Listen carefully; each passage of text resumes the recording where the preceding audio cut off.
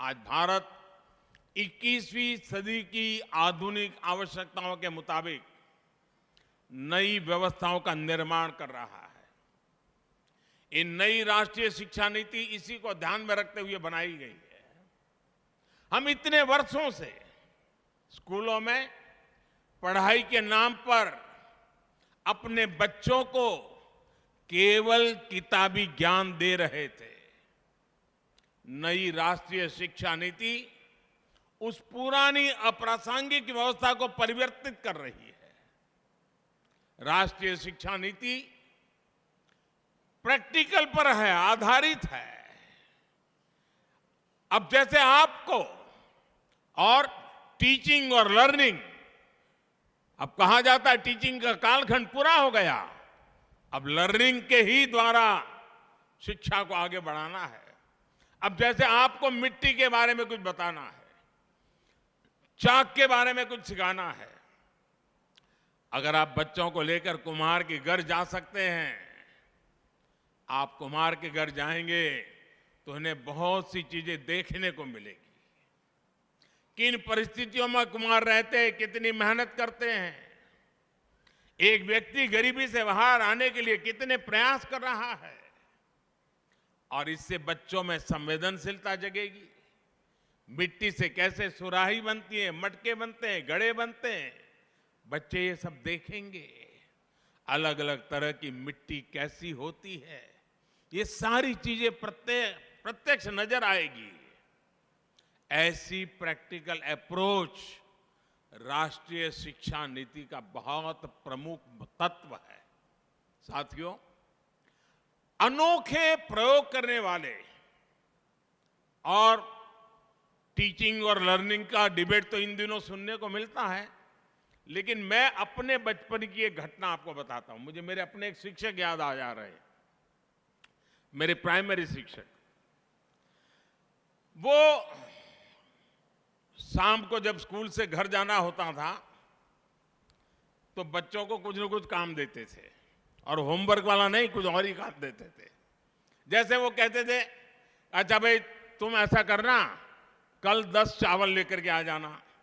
दूसरे को कहते थे तुम 10 मूंग के दाने ले आना। तीसरे को कहते थे तुम तूर की दाल 10 लेके आना।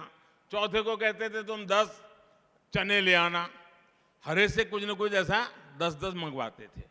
उस बच्चा घर जाते याद रखता था, मुझे 10 लाना है, 10 लाना है, 10 नंबर फिक्स हो जाता था। फिर मुझे गेहूं लाना है कि चावल लाना है, तो उसके दिमाग में घर जाते पहले अपनी मां से कह देता था, मुझे कल टीचर ने कहा ये ले जाना है।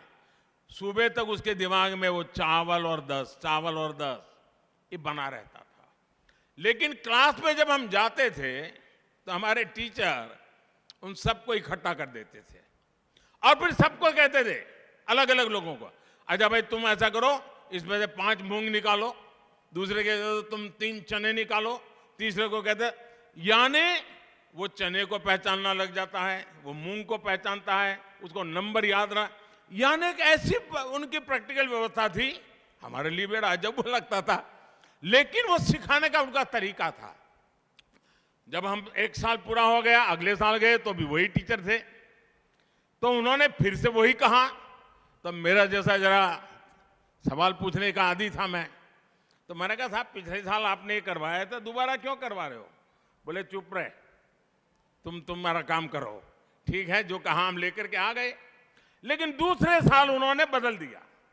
उन्होंने हर एक की आंख पर पट्टी बांध दी और उन्होंने कहा, स्पर्श से तुम तय करो मूंग कौन सा है, चना कौन सा है, और स्पर्श वाली इंद्रिय की क्या सामर्थ्य है, उसकी शिक्षा उन्होंने बड़ी सरलता से दे दी थी। दोस्तों, एक टीचर जब आपके अंदर इन्वॉल्व हो जाता है तो कैसे करता है, ये मैं अपना अनुभव बताता हूं। आप कल्पना कर सकते हैं इस एक एक्टिविटी से हमें कितना लाभ होता था। हमें गिनती के बारे में पता चला, हमें दालों के बारे में पता चला, हमें रंगों के बारे में पता चला। तो वो इस तरह से हमें प्रैक्टिकल ज्ञान के साथ हमारी पढ़ाई कराते थे। प्रैक्टिकल के साथ पढ़ाई, यही नेशनल एजुकेशन पॉलिसी की मूल भावना भी है, और इसे जमीन पर उतारने की जिम्मेदारी आप सबको निभानी ही है। साथियों, राष्ट्रीय शिक्षा नीति में जो एक बड़ा प्रावधान किया गया है, वो हमारे गांव, देहात और छोटे शहरों को शिक्षकों की बहुत मदद करने वाला है। ये प्रावधान है मातृभाषा में पढ़ाई का। हमारे देश में अंग्रेजों ने 250 साल राज किया, लेकिन फिर भी अंग्रेजी भाषा एक वर्ग तक ही सीमित रही थी। दुर्भाग्य से आजादी के बाद ऐसी व्यवस्था बनी कि अंग्रेजी भाषा में ही शिक्षण को प्राथमिकता मिलने लगी। माता पिता भी बच्चों को अंग्रेजी भाषा में पढ़ाने के लिए प्रेरित होने लगे। इसका नुकसान मेरे टीचर यूनियन ने कभी इस पर सोचा है कि नहीं सोचा है, मुझे मालूम नहीं है। आज मैं आपको बता रहा हूं, जिस समय आप सोचेंगे इस विषय पर, इस सरकार की जितनी तारीफ करेंगे उतनी कम होगी।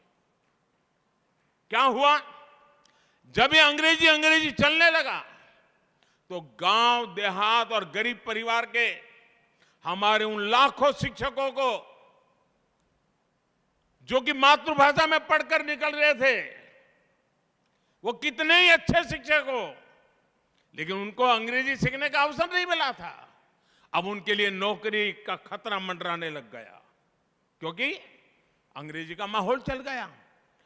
आपकी नौकरी और आप जैसे साथियों की भविष्य में भी नौकरी निश्चित करने के लिए हमने मातृभाषा में शिक्षा पर बल दिया है, जो मेरे शिक्षक के जीवन को बचाने वाला है। दशकों से हमारे देश में यही चलता रहा था, लेकिन अब राष्ट्रीय शिक्षा नीति मातृभाषा में शिक्षण को बढ़ावा देती है। इसका बहुत बड़ा लाभ आपको मिलेगा। इसका बहुत बड़ा लाभ हमारे गांव से आए हुए, गरीब परिवार से आए हुए युवाओं को मिलेगा, शिक्षकों को मिलेगा। नौकरी के लिए अवसर तैयार हो जाएगा।